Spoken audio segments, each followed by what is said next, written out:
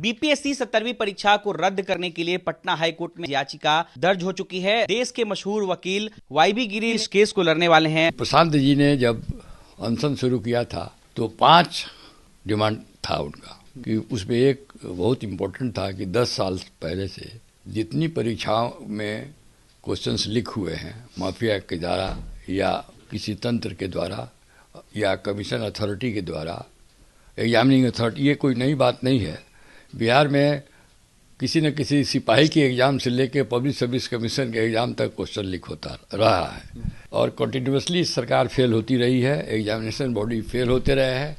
इसके पीछे माफिया है और ये कमीशन के लोगों का मिली भगत भी लोग कहता है या कम से कम फेलियर तो है ही। प्रशांत किशोर जी ने सबसे पहले कहा कि अभी जो 70वीं परीक्षा हुई है इस पर विद्यार्थी आंदोलन पर है, तो इसको हम लोग कंधा लगाएंगे, इनके आंदोलन को आगे बढ़ाएंगे और इनको साथ दिया। उन्होंने अनशन पर बैठ गए, अभी भी अनशन पर है और उन्होंने कहा कि तुमको हम न्याय दिला कर रहेंगे, जी तोड़ प्रयास करेंगे।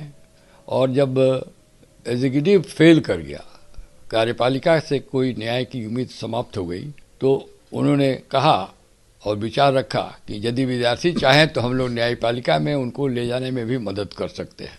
तो प्रशांत किशोर जी के इच्छा से या उनकी जो मंशा है विद्यार्थियों को मदद करने का, इस विचार से मैं और हमारा पूरा ये लीगल टीम मिलके और इसमें विद्यार्थी लोग आए, इन लोगों ने केस कहा और पॉइंट लाया और अपनी बात रखी और बताई, तो हम लोग को लगा कि नहीं, केस में दम है। हमको लगता है कि इतना बड़ा घोटाला हुआ है, इतना बड़ा इन्फॉर्मेटी, इलीगलिटी, अनफेयर मीन्स हुआ है, शायद चीफ मिनिस्टर को भी नहीं मालूम है। कौन कौन सी घोटाले की बात कर रहे हैं? जैसे पहला कि 2 दिन पहले 5000 विद्यार्थियों का सेंटर बदल दिया गया।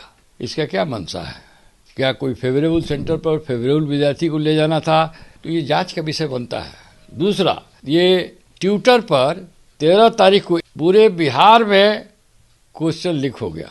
912 सेंटर पर ट्विटर पर लीक हो गया एयू, उसको भी 1 बजे इसकी सूचना मिल गई। लेकिन आयोग ने इस बात को नकार दिया है। उन्होंने कहा है कि पेपर लीक नहीं हुआ है किसी तरह। आयोग जांच क्यों नहीं कराती है? ये जांच का विषय है। आयोग पर क्यों जाते हैं? सरकार को जांच करानी चाहिए। आयोग तो खुद कल्प्रिट है, इन्वॉल्व है। ये आयोग का फेल्यूर है। आयोग के पदाधिकारी में सब नहीं, कुछ पदाधिकारी हैं। पेपर में लिख रहा है कि यूईओ भी कुछ पदाधिकारियों का इन्वॉल्वमेंट पाया है, प्राइवेसी।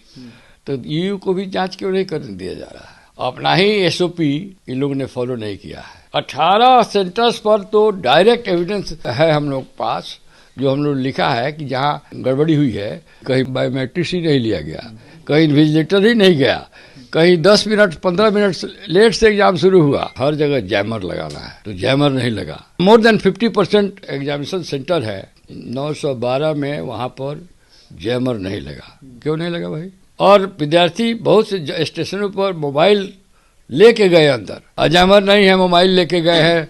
क्या समझ सकते हैं इसके पीछे क्या क्या क्या अनफेयर मीन्स? इससे बड़ा क्या हो सकता है? एसओपी